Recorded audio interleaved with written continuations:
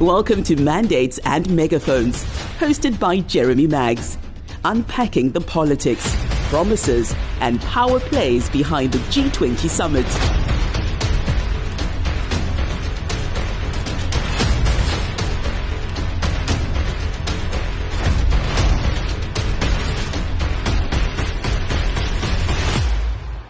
A warm welcome to Mandates and Megaphones in association with Standard Bank, the podcast where diplomacy and business meets realpolitik and promises meet potholes. I'm Jeremy Maggs. As the G20 summit draws ever closer, and for the first time on African soil, South Africa is not only hosting the world, it's also speaking for business. Through the important B20 process, business leaders are making bold policy recommendations on trade, on digital transformation, infrastructure and inclusion. But behind the declarations lies a far more complex terrain, one of trust, global credibility and local delivery. Business obviously expects much, but it's also being expected to deliver a whole lot more. And scrutiny is mounting, including uncomfortable questions about who sits at the table and whether those voices are credible.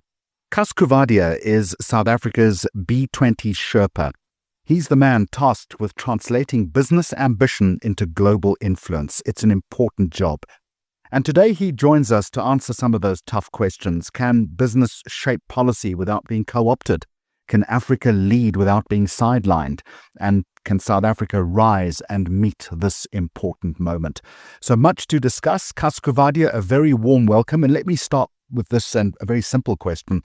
What does the B20 actually aim to achieve beyond declarations? What's the purpose here? Hi, Jeremy, and thank you for having me on your podcast. So, look, the B20 has been going for quite some time. And one of the issues we discussed in the handover from Brazil to us was that we need to ensure that the B20 is more than just a talk show. We're getting together C-suite people as well as representative business organizations from the G20 countries, and we've included people from the continent to discuss critical issues for business and to make recommendations to the G20. I think for the B20 to be more than just a talk shop, what we have undertaken to do this year is to ensure that the recommendations that we in the process of now fine-tuning are implementable and actionable. So, and we are talking to our colleagues in the US, to whom we hand over, and we will talk to our colleagues in the UK, who I believe will be hosting in 2027, to see if we can't actually track progress on these recommendations, whether they've been implemented, what the impact is, and so on, so that we can report back to B20 businesses on impact and on that all the work we do is actually meaningful and is beginning to create a change in the regulatory and legislative environment in G20 countries, and beginning to actually bring to the fore and allow emerging countries and emerging continents like Africa to be at the table. And that's what we're trying to do. And that is singularly, I would imagine, your biggest task is turning those recommendations into real G20 action. What is your real mechanism of influence here? Well, this is where the challenge comes in. So neither the B20 nor the G20 have permanent secretary. And so what we are trying to do here, one is we are aiming to hand over recommendations to President Ramaphosa early in September. We then want to use the rest of September and all of October to have a significant period of lobbying and advocacy for the recommendation, both with our government. We put together a South African local business advisory council made up of CEOs in South Africa who we will activate to actually lobby our government together with myself and the Secretariat. And then we have an international business advisory caucus that's made up of previous B20 chairs as well as global CEOs, like people from WEF, people from the IOE, people from Bloomberg and others. to lobby and advocate in G20 countries, and we will use mechanisms and platforms available to do that, and the Secretariat will be involved in that as well. So we want to spend quite a lot of time lobbying for this. Obviously, there's no guarantee what gets into the G20 communique, but if we can, together with Brazil, ourselves, America, and the UK, so the previous one, the current one, the next one, and the following one, we can put together, even if it's to begin with, some sort of a virtual mechanism between us, that we work together to track what's happening to the recommendation the next year in the States and the following year in the UK. Perhaps we get to a stage where we develop some sort of a secretariat for the B20. And we make this a more meaningful thing that actually tracks implementation. We can look at impact, and we can work more closely, because public-private partnerships and progressive and effective public-private partnerships is a critical theme coming out in all the recommendations, so that we can work more effectively with the G20 governments to actually achieve this. Kaskavadia, it sounds to me like a lot of moving parts, and it's going to be very difficult, surely, to corral that into a single, consensual, cohesive strategy. Easier said than done, I imagine. No, it is easier said than done. And when I was asked by Busa to do this, and I pulled together a secretariat, we recognized that this is the first time we're doing it. It's the first time that South Africa is hosting the B20 and the continent is hosting the B20. And we won't do this again for another 20 years. So the handover from Brazil was brilliant. I think they did a phenomenal job, Group OCI in Brazil. And we've been learning as we go. And I think that what we've done is we've, at the very least, got agreement amongst the critical players in South Africa, the chairs and deputy chairs who are responsible for the task forces, together with co-chairs, 10 to 12 co-chairs in each task force from the G20 countries. And we've agreed in all of the task forces that we need to become more actionable and implemented. The critical players from businesses in the G20 countries are agreed on this. We've agreed with the American Chamber of Commerce in Washington, and we've got a call out to the Confederation of British Industries.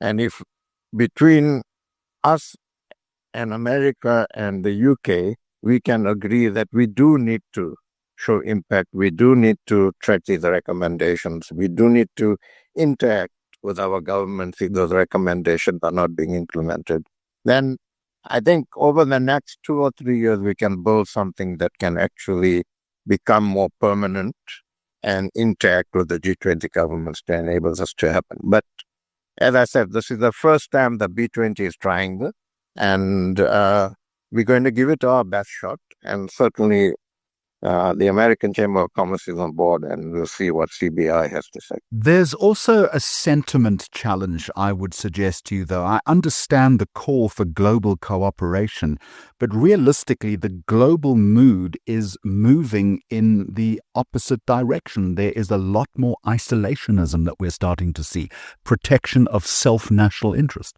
Yeah, so absolutely. I mean, when I was in Washington for the spring meeting of IMF and World Bank, and met IMF and World Bank, the American Chamber, Brookings Institute, the UN, MasterCard, and others. It was a depressing place to be quite honest, because of what's happening in the States at the moment. But what I also saw, speaking to businesses, speaking to business organizations, speaking to people from Europe, from Asia and elsewhere, is that this is an opportunity. And when I was at the FFD4, the Financing for Development conference in Seville a couple of weeks ago, the key message that came out was that this is an opportunity for a reset. I think there's a view that the current system is not working. Nobody's saying get rid of the current system, But the current economic system is not working as it should be. It's not creating the sort of inclusive economies and inclusive prosperity that we need if we are to continue doing business. And that is time for a reset. So, look, the elephant in the room is the position that the current U.S. administration is taking. U.S. account for about 15% of global trade. The 85% that significantly represented by the other G20 countries wants to work together, wants to collaborate, wants to use multilateral institutions, but the multilateral institutions themselves need to be reset to cater for a more multipolar world with different blocks of interest and economies and so on. And everybody told me this makes our B20 here pivotal because we have the opportunity in the midst of the fragmentation, in the midst of the protectionism and so on. We have the opportunity to immediately start looking at how we deal with that, what we put into place to continue with the multilateral global system, collaboration, and so on, because without those, we can't address the issues that the globe needs to address. And American business has been very supportive of the B20. They are participating in the task forces. Some of them are co-chairs. And we hope that through talking to the administration, our government is talking to the U.S. administration as well, that we do actually reach a stage where we come to the party together and say we do need to collaborate. Now, that's what we're going to try and push. At the end of the day, those who want to participate, and those who don't want to, don't. But I think that that's a significant part of the global economy is represented by the G20 countries. And businesses in the G20 countries have taken the view that we need to collaborate, we need to grow inclusive economies, we need to have inclusive prosperity, and we need to do that in a cooperating world. And we're going to give that our best shot. On Moneyweb, you're listening to Mandates and Megaphones, and my guest in this episode is Cas Coovadia, the B20 Sherpa for South Africa. Cas, let's continue the conversation. And there are naysayers who say, how can South Africa credibly lead global business discussions when our own economy is so fragile? So look, I mean, we have our own problems. Let's not run away from that. But I think that it's to a certain extent coincidental that the B20 and G20 has come to us this year, that we are hosting it at South Africa at a particular time in what's happening in the global community. I think that we need to be honest about the problems we have. But certainly from a B20 point of view, I think that this is an opportunity for us to also bring global thinking, experience, research, and work to bear, of which we can leverage to also address some of our issues and our own problems. So, the recommendations we will present to our president is a phenomenal amount of work behind that, phenomenal amount of research experience. We have knowledge partners, we have network partners like the World Bank, like the Basel Institute, like the OECD, World Economic Forum, and a whole range of others that are all working with the task forces under the guidance of the Secretariat to actually arrive at those recommendations. Then there'll be policy papers coming out of each task force. What we've been sort of encouraging South African business to do, and in our discussions with Busa, BLSD, and others, is that let's not create a situation where we hand over to the US and that's the end of the B20. Let's look at how we use all the work that's been done, all the research that's been done, the recommendations that come out, and can we utilize all of that to bring back into our country and help us address some of the problems we have. And that would be the sort of value of the B20 and G20 to our country.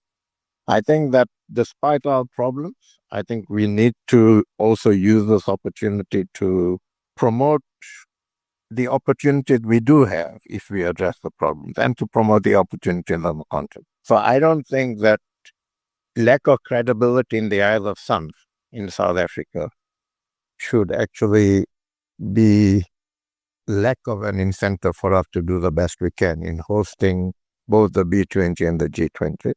And certainly from a B20 point of view, we are committed to having the best B20 that's ever been had.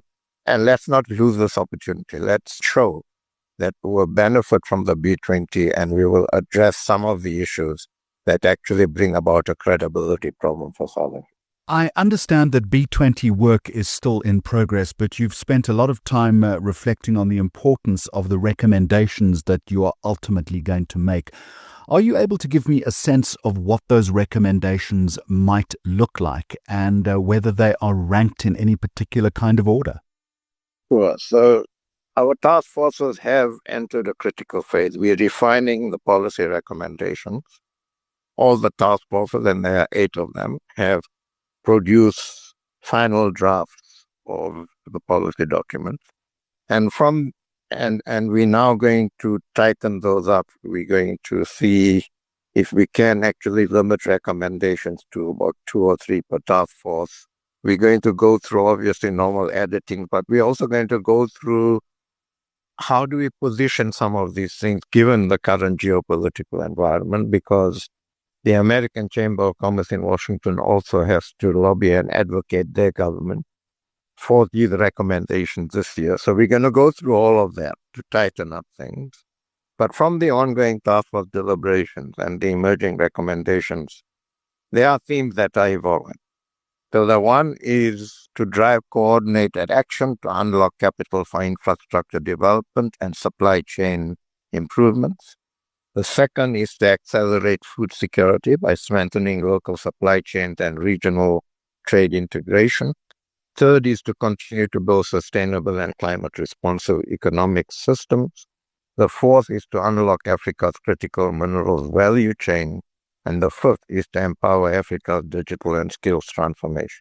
So these are the 5 strategic focus areas. And we also looking at this obviously within the current context. So we need to encourage a shift from reactive responses to long-term resilience through investment, trade adaptability, and green and digital transitions.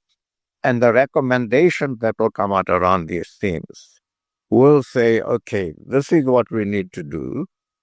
This is where things are currently. So as an example, the percentage of the global population that owns cell phones, or the percentage of the population in emerging nations that own cell phones. If we do the following, by 2030, that percentage should be the following. And then track that as we go along and see if we're making the impact. So those are the sort of 5 strategic themes that are coming out. We want to have the implementable recommendations, track them, and then we recognize that we're doing this in a difficult world, but to try and encourage a shift from reactive responses to long-term resilience across the globe. And that is absolutely critical, that there is an element of measurement there. Otherwise, these recommendations or policy papers are simply idealistic and not actionable at all. Yeah, absolutely. And we don't want correctly businesses that are supporting us. And I must commend South African businesses who have supported us through this process this year, and that's been absolutely fantastic. And we don't want businesses across the G20 countries to see the B20 as a talk show. It needs to remain relevant. It needs to actually increase its relevance. And the most effective way you can do that is to show impact. That's what business wants to see, impact, and work with the G20 governments to convince them, encouraging them to consider the recommendations. And if some of the recommendations aren't considered this year, through this mechanism we're trying to establish, to continue to interact with the G20 governments and see how we can make progress on it. Kas Kuvadia, the B20 has not been without some early controversy. There's been some backlash over some companies implicated in state capture participating in the process. How do you respond to that? Well, look, Jeremy, I saw the article on Sunday. As far as I'm concerned, it's unfortunate that the Black Business Council decided to deal with that in public. We've been talking to the Black Business Council. But again, this is the first time we're doing this. Some of these companies have been involved in the B20 process for years, and we felt we needed to use their experience and the work they've been doing previously. We didn't just decide to use these companies. We were fully cognizant of the fact that there are controversies related to these. We sat down, we looked at and had serious discussions with them about what they are doing and have done to address some of the issues that they got involved in the past. And we satisfied ourselves that they have gone a long way towards addressing those issues. We satisfied ourselves that we would be able to manage their involvement in those two areas of activity that add value to the work we're doing and that bring the experience that they have for numerous B20s in the past, from numerous B20s in the past, to bear on this B20. And they have undertaken, all of them, not just the two mentioned, but all of the management consultants have undertaken to do the sort of behind the scene. They're not there to promote themselves. And so look, we thought it was necessary for us to work with this to actually make this a successful B20. Given the past experiences, given the continuity, Brazil was absolutely clear that without the assistance and knowledge of management consulting agencies, they would not have been able to do it as the previous ones, India and Indonesia. So we went through a proper risk assessment and we made the call. Now, I think that they've done excellent work.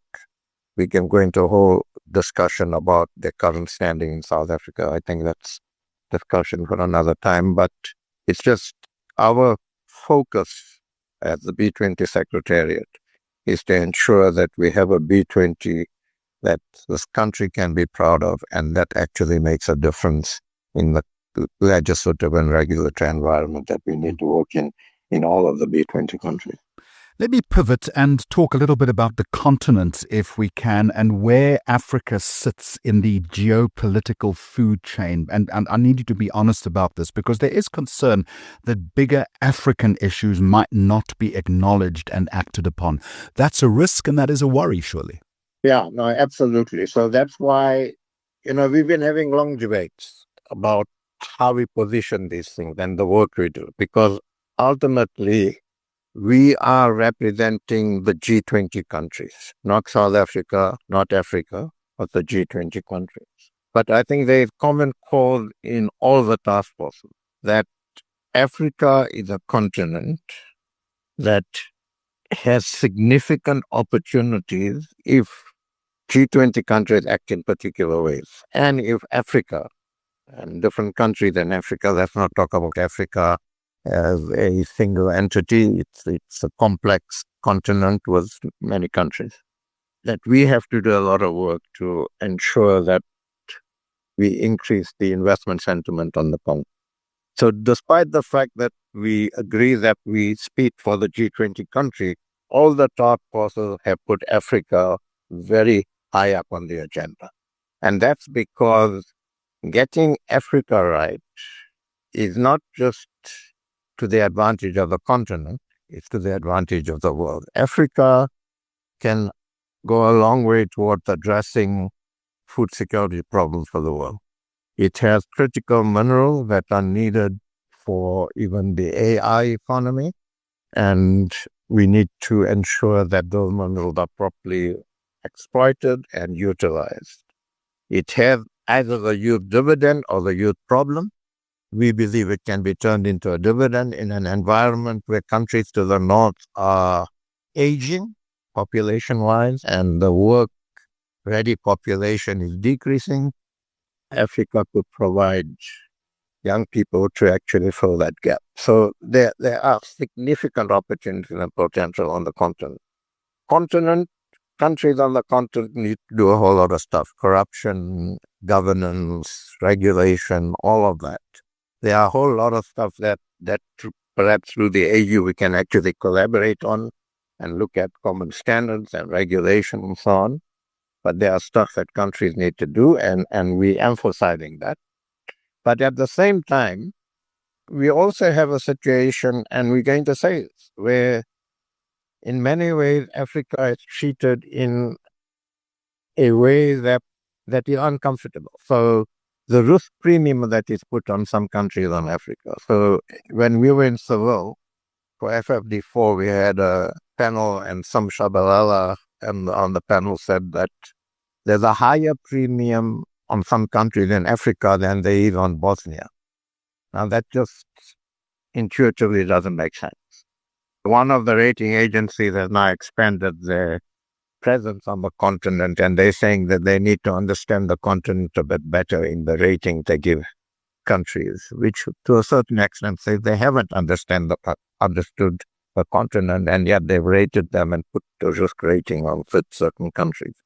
We need to look at how multilateral organizations look at the continent. So I think that what we're coming out with is to say there's significant opportunities here. Countries in Africa have a whole lot of stuff to do, which we identify, but critical stakeholders in global economy and investment and growth, like the multilateral institutions, like the rating agencies and so on, need to do a whole lot of work to actually create a level playing field between countries in Africa and other parts of the world in the way they look at that. So we're going to make recommendations on types of financing, on blended financing, on risk rating issues, and on the resetting of multilateral institutions to understand economies and environments other than those in the north. So, I think that we will come out with a recommendation that demonstrate what both Africa and other parts of the world need to do, and that if we get that right, we can unlock in a significant way the opportunities that are on the path.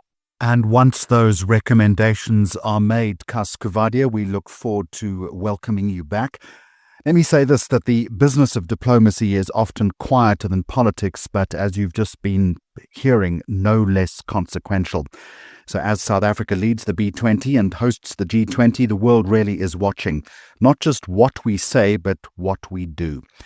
That's it for this episode of Mandates and Megaphones. I'm Jeremy Maggs. Join me next time as we continue to track the promises, the pressures and the power plays shaping South Africa's moment on the global stage. The podcast is brought to you by Standard Bank. Thank you for listening to Mandates and Megaphones. You can find more episodes on moneyweb.co.za.